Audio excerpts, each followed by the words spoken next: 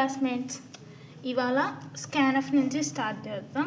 Scanf function అంటే last వీడియోలో ఏం చెప్పాను, యూజర్ నుంచి ఒక వాల్యూని రీడ్ చేసుకోవడం.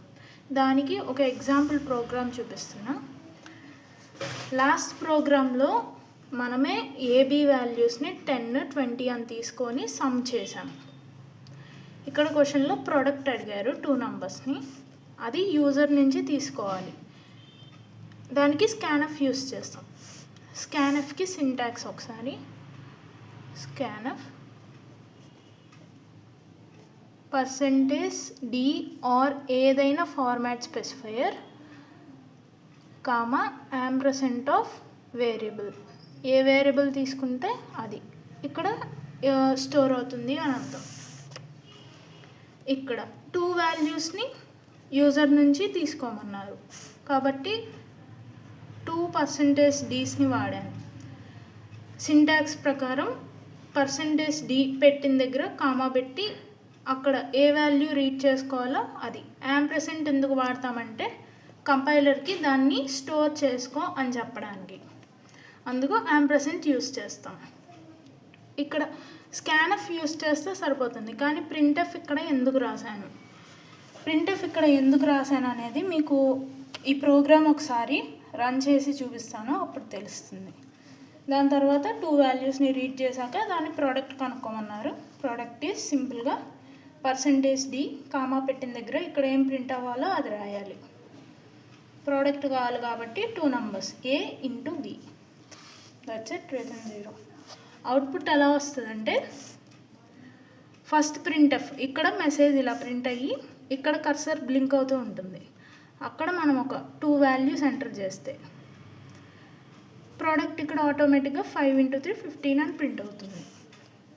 అండ్ అగైన్ ఇక్కడ 2%d's మధ్యలో స్పేస్ ఇచ్చా కాబట్టి స్పేస్ ఇచ్చి నెక్స్ట్ నెంబర్ ఎంటర్ చేయాలి.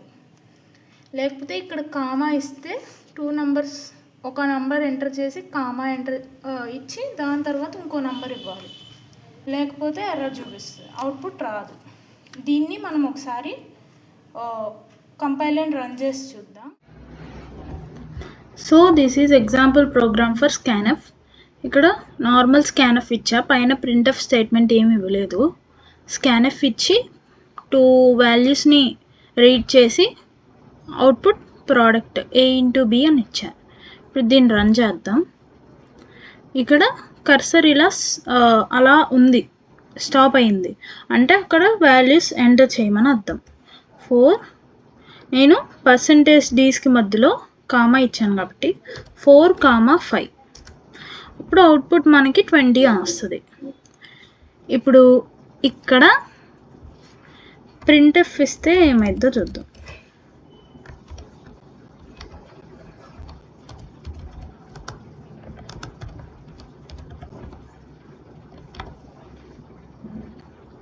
ప్రింట్ ఎంటర్ 2 వాల్యూస్ ఇలా ఇస్తే రన్ చేద్దాం. ఇప్పుడు అవుట్పుట్లో మనకి ఇలా డిస్ప్లే అవుతూ ఉంటుంది. ఇక్కడేమో మనకి ఏమీ డిస్ప్లే అవ్వాల, బ్లాంక్ స్క్రీన్ ఉంది. అప్పుడు నేను రాశాను కాబట్టి ప్రోగ్రామ్ నాకు తెలిసింది 2 వాల్యూస్ ఇవ్వాలి అని, లేకపోతే తెలిసేది కాదు కదా. కాబట్టి రీడర్కి అర్థం అవ్వడానికి ఇక్కడ ఎంటర్ 2 వాల్యూస్ అని, ఇది ఆప్షనల్. ఈ ఫస్ట్ ప్రింట్ఎఫ్ స్టేట్మెంట్ అనేది ఆప్షనల్. సో ఇక్కడ మళ్ళీ నార్మల్గా 2 వాల్యూస్ ఎంటర్ చేస్తే మనకి ఇలా అవుట్పుట్ వస్తుంది. ఇక్కడ అంతే. ఓకే, నెక్స్ట్ ఆపరేటర్స్లో మొత్తం 5 టైప్స్ ఉంటాయి. 5 టైప్స్లో ఫస్ట్ వన్ అర్థమెటిక్ అంటే మ్యాథ్స్ సింబల్స్ అన్నమాట. ఇందులో ఇంకోటి ఎక్స్ట్రా వస్తుంది, అదేంటంటే plus, minus, multiplication, division, modulo division. Normal division అనేది ఒక డివిజన్లో క్వశ్చన్ కనుక్కోవడానికి యూస్ చేస్తాం. మాడ్యులో డివిజన్ అనేది దాని రిమైండర్ కనుక్కోవడానికి యూస్ చేస్తాం. ప్లస్, మైనస్, మల్టిప్లికేషన్ ఈజీగానే అర్థమవుతుంది. డివిజన్కి మాడ్యులో డివిజన్కి ఒక ఎగ్జాంపుల్. 3 / 5 ఎంత వస్తుంది? అంటే కోషంట్ 1 రిమైండర్ 2 వస్తుంది. అప్పుడు 5/3 అనిస్తే ఆన్సర్ 1 వస్తుంది. 5 mod 3 అనిస్తే ఆన్సర్ 2 వస్తుంది. అది దీనికి difference. Next relational operators. Relational operators అంటే 2 వేరియబుల్స్ మధ్యలో ఏదో ఒక రిలేషన్ని చూపించడానికి. అంటే దీనికి ఏంటి రిలేషన్ అని. This is greater than, less than, greater than or equal to, less than or equal to. ఇక్కడ డబల్ ఈక్వల్ టు మీనింగ్ ఏంటంటే ఆ వేరియబుల్ యొక్క వాల్యూ ఇంకా అంతే కాన్స్టెంట్, ఇంకా చేంజ్ అవ్వదు అని అర్థం. ఇప్పుడు ఏ ఈక్వల్ టు బి అని ఇచ్చామంటే every time in the program A బీకి ఈక్వల్ అవుతుంది అని అర్థం. అది డబల్ ఈక్వల్ టు. మరి నార్మల్ ఈక్వల్ టుకి అర్థం ఏంటంటే టెంపరీగా ఒక కండిషన్ రన్ చేసేటప్పుడు కానీ అప్పుడు యూస్ చేస్తాం సింగిల్ ఈక్వల్ టు, ఎందుకంటే ఇది టెంపరీగా. డబల్ ఈక్వల్ టు అంటే పర్మనెంట్గా ఏలో బి అనేది స్టోర్ అయిపోతుంది. ఇది నాట్ ఈక్వల్ టు అంటే మనం నార్మల్గా రాస్తే ఇలా. దీన్ని సిలో ఇది ఎక్స్క్లమేషన్ మార్క్ ఈక్వల్ టు, ఇదంటే నాట్ ఈక్వల్ టు అని అర్థం. ఇవి 2 వేరియబుల్స్ మధ్యలో రిలేషన్ని చూపించడానికి యూస్ చేస్తాం. Next is unary operators. Unary operators అంటే అందులో 2 టైప్స్ ఉంటాయి, ఇంక్రిమెంట్, డిక్రిమెంట్. ఇంక్రిమెంట్ అంటే వాల్యూ పెరగడం, డిక్రిమెంట్ అంటే వాల్యూ తగ్గడం. ఇందులో మళ్ళీ 2 టైప్స్ ఉంటాయి, pre increment, post increment. Pre decrement, post decrement. దీనికి ఇలా సింటాక్స్ అనుకోండి, లేకపోతే ఫార్ములా లాగా. ఇది రిప్రజెంటేషన్ అని. దీనికి ఒక ఎగ్జాంపుల్ ప్రోగ్రామ్ చూపిస్తాను.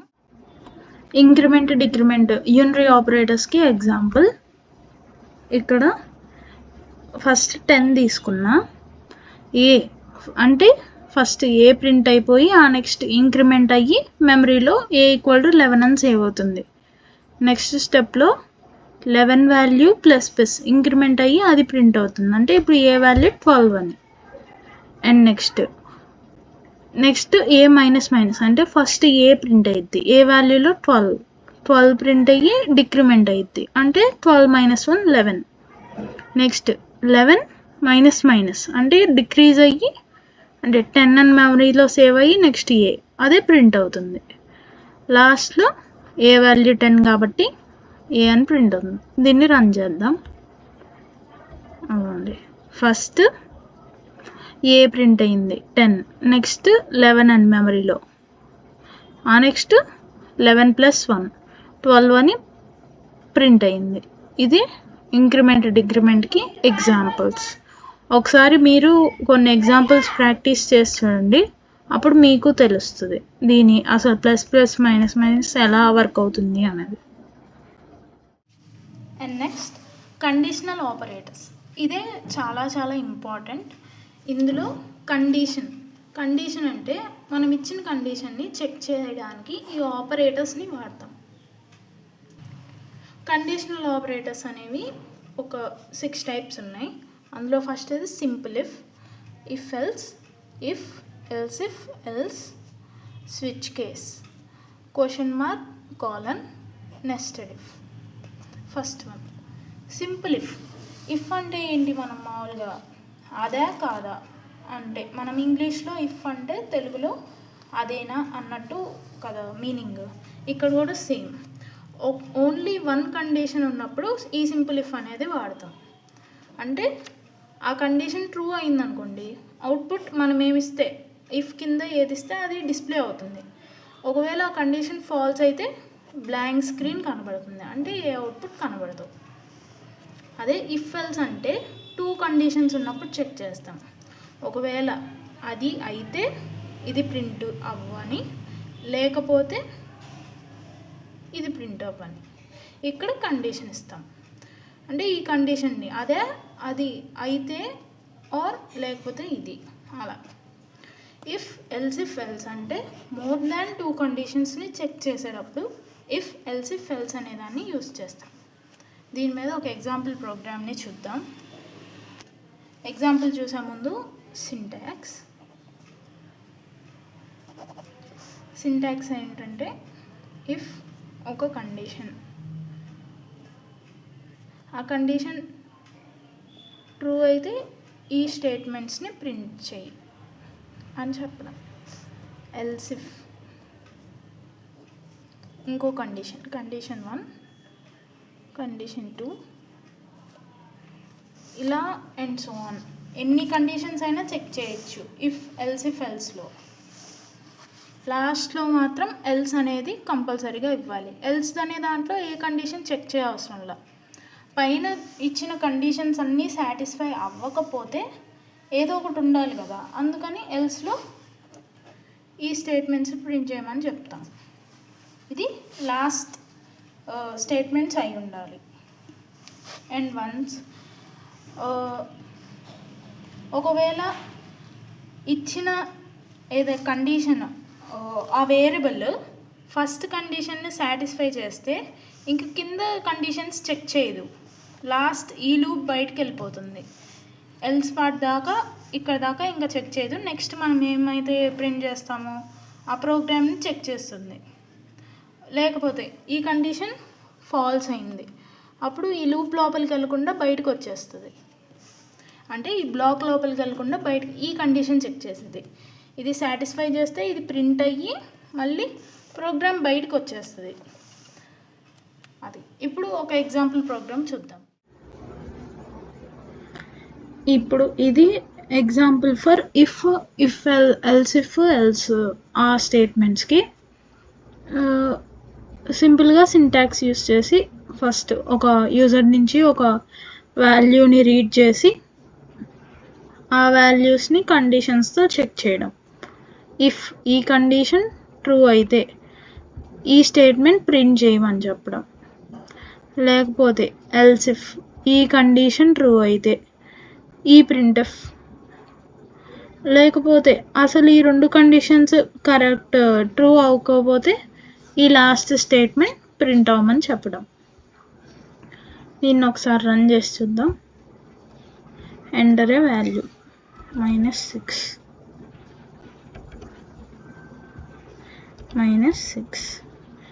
నెగిటివ్ నెంబర్ కాబట్టి it is a negative number. 0 అని ఇచ్చాను, ఇట్ ఈస్ అ 0. సో ఇలా 2 or more కండిషన్స్ కావాలన్నప్పుడు ఇఫ్ ఎల్స్ యూస్ చేస్తాం. అదే మనకి ఏజ్ కానీ age right to vote 18 above or below, ఇది సింపుల్ కండిషన్, సింగిల్ కండిషన్, అప్పుడు సింపుల్ ఇఫ్ యూస్ చేస్తాం. ఇవి ఇఫ్ ఎల్స్కి examples. Switch case is also same as if else, కానీ ఇక్కడ ఏం మారుతుందంటే జస్ట్ సింటాక్స్ మారుతుంది అంతే. ఎలా అంటే ఫస్ట్ మనం చెక్ చేయాల్సిన వేరియబుల్, ఇప్పుడు ఏని చెక్ చేయాలనుకుంటున్నా, స్విచ్లో ఏ అని ఇస్తాం. ఇందాక చేసిన ప్రోగ్రాంలో మనం వేరియబుల్స్ని ఎలాగైతే వేరియబుల్ గ్రేటర్ దాన్ ఇంత 60 ఆర్ సంథింగ్ అని చెక్ చేసామో ఆ వేరియబుల్ని ఇక్కడ స్విచ్ బ్రాకెట్ లోపల పెట్టాలి. స్విచ్ అని పెట్టిన తర్వాత బ్రాకెట్ ఓపెన్ చేయాలి. బ్రాకెట్ ఓపెన్ చేసి కేస్ ఇప్పుడు కేస్ పక్కన చెక్ చేసే కండిషన్. ఇక్కడ బ్రాకెట్ అవసరం లేదు, ఏం అవసరం లేదు, కానీ ఇక్కడ సెమీ కాలన్ కాదు కాలన్ ఇవ్వాలి. ఓకే, కేస్ పక్కన కాలన్ ఇచ్చి దాని తర్వాత ఇక్కడ ఎక్కువ స్టేట్మెంట్స్ ఉంటే బ్రాకెట్స్ ఓపెన్ చేయొచ్చు, లేకపోతే సింగిల్ స్టేట్మెంట్ అయితే ఈ బ్రాకెట్స్ అవసరం లేదు. లాస్ట్లో బ్రేక్ అనేది కంపల్సరీగా ఇవ్వాలి. బ్రేక్ అంటే ఏంటంటే ఈ వేరియబుల్ ఈ కండిషన్ని సాటిస్ఫై చేస్తే ఇది రన్ అయ్యి ఇంకా ఈ స్విచ్ కేస్ మొత్తం లూప్లోంచి బయటికి వచ్చేసేయాలి అని చెప్పడం. మొత్తం రాసాక చెప్తా. ఇలా కొన్ని కేసెస్ అనేవి చెక్ చేసిన తర్వాత లాస్ట్లో ఇంకో కేసు తీసుకున్నాం. Condition 2 colon break. ఇలా కొన్ని కండిషన్స్ చెక్ చేసిన తర్వాత లాస్ట్లో కంపల్సరీగా డిఫాల్ట్ అని ఇవ్వాలి. ఈ డిఫాల్ట్ ఎందుకంటే ఇందాక ఇఫ్ ఎల్స్ ఇఫ్ అలా వాడినప్పుడు లాస్ట్లో ఎల్స్ ఎలాగైతే ఇచ్చామో ఇక్కడ కూడా డిఫాల్ట్ అని ఇస్తాం. డిఫాల్ట్ ఇచ్చి ఫైనల్ స్టేట్మెంట్ ఇక్కడ రాసి లూప్ బ్రాకెట్స్ని క్లోజ్ చేస్తాం. మెయిన్ బ్రాకెట్ని క్లోజ్ చేస్తాం. అంటే ఈ బ్రాకెట్స్ని క్లోజ్ చేస్తాం. ఇది స్విచ్ కేస్. ఇది కూడా ఒకసారి రన్ చేసి చూపిస్తే అప్పుడు క్లారిటీగా అర్థమవుతుంది. ఓకే, ఇక్కడ బ్రేక్ ఎందుకు వాడామో చెప్తున్నా. ఒకవేళ ఏ అనేది ఈ ఫస్ట్ కండిషన్ సాటిస్ఫై అయితే ఈ స్టేట్మెంట్స్ ప్రింట్ అయ్యి కింద బ్రేక్ అని కనిపిస్తాగానే ఇంక ఈ మెయిన్ లూప్లోంచి బయటకు వచ్చేస్తుంది. ఆర్ ఇది కండిషన్ సాటిస్ఫై అవ్వకపోతే సెకండ్, లేకపోతే థర్డ్. ఏవి సాటిస్ఫై అవ్వకపోతే డిఫాల్ట్లోకి వెళ్తుంది. డిఫాల్ట్ అంటే ఇవేవి సాటిస్ఫై చేయకపోతే ఇది ప్రింట్ అవ్వు. అందుకే ఇక్కడ ఏ కండిషన్ లేదు. పైన వేవ్ సాటిస్ఫై చేయకపోతే ఈ స్టేట్మెంట్ ప్రింట్ అయితే లాస్ట్లో బ్రాకెట్స్ నుండి బయటకు వచ్చేస్తుంది. ఇది స్విచ్ కేస్ అంటే. దీని మీద కూడా ఒక ప్రోగ్రామ్ చూద్దాం. ఈ ప్రోగ్రామ్ స్విచ్ కేస్కి ఈ క్వశ్చన్ ఏంటంటే యూజర్ దగ్గర నుంచి ఒక 2 వాల్యూస్ తీసుకొని యూజర్ని సమ్ చేయమంటారా సబ్ట్రాక్షన్ చేయమంటారా అని చాయిస్ తీసుకోవాలి. సో 2 నంబర్స్కి 2 వేరియబుల్స్ డిక్లేర్ చేశా అండ్ ఫర్ చాయిస్ ఇంకో వేరియబుల్ డిక్లేర్ చేశా.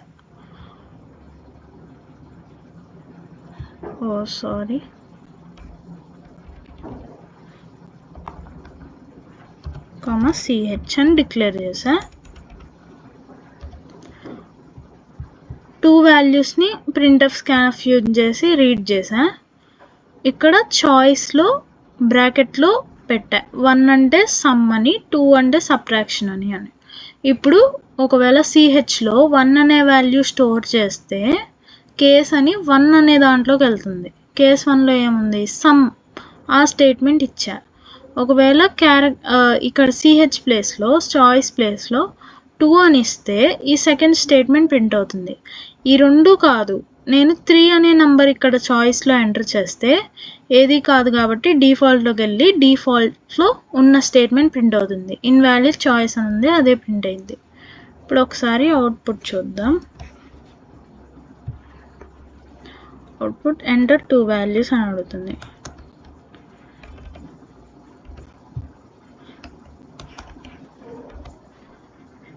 చాయిస్ కూడా అడుగుతుంది.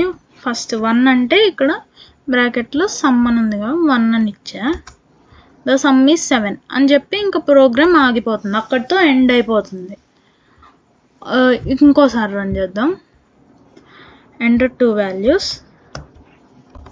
ఇక్కడ నేను ఇప్పుడు 2 అని ఇస్తే చాయిస్ 2లో ఏముంది, ఇప్పుడు సబ్ట్రాక్షన్ కాబట్టి ద సబ్ట్రాక్షన్ ఈజ్ -1 అలా. ఒకవేళ నేను ఏది కాకుండా 4 అని ఇచ్చా, చాయిస్లో లేని నంబర్ ఇచ్చా, సో ఇన్వాలిడ్ చాయిస్. ఇప్పుడు ఇక్కడ బ్రేక్ అనే దానికి బ్రేక్ అనేది ఎందుకు యూజ్ చేసామో చూద్దాం. ఇక్కడ నేను బ్రేక్ తీసేసా ఎక్కడ, కేస్ 1 దగ్గర. ఇప్పుడు దీన్ని మనం రన్ చేస్తే నార్మల్గానే ఎగ్జిక్యూట్ అవుతుంది, కానీ 2 నంబర్స్ ఎంటర్ చేసిన తర్వాత చాయిస్ ఎంటర్ చేసిన తర్వాత నాకు ఇప్పుడు సమ్ కావాలి, సో 1 అని ఎంటర్ చేశా. కానీ నాకు సమ్తో పాటు సబ్ట్రాక్షన్ కూడా వచ్చేసింది. సో అంటే అక్కడ దాకా ప్రోగ్రామ్ అయిపోలా, ఇంకా రన్ అయింది. కాబట్టి దీని తర్వాత కంపల్సరీగా బ్రేక్ అనేది యూజ్ చేయాలి. సింటాక్స్ ఒకసారి చూడండి. స్విచ్ పక్కన బ్రాకెట్లో వేరియబుల్, ఇది కేస్ పక్కన ఏ కండిషన్ అయితే అది, దాని కింద బ్రేక్, కేస్ పక్కన కాలన్, బ్రేక్ దగ్గర సెమీకాలన్, డిఫాల్ట్ పక్కన కాలన్. దాని తర్వాత ఇక్కడ డిఫాల్ట్ తర్వాత ఇంకో బ్రేక్ అవసరం లేదు, ఎందుకంటే అదే ప్రోగ్రామ్ లాస్ట్లో రాస్తాం కాబట్టి. So this is the switch case example. Next 5th type question mark colon. అన్నిటికన్నా ఇది చాలా సింపుల్. క్వశ్చన్ మార్క్ కాలన్ అంటే దీని సింటాక్స్ ఎలా ఉంటుందంటే, సింటాక్స్ ఈస్,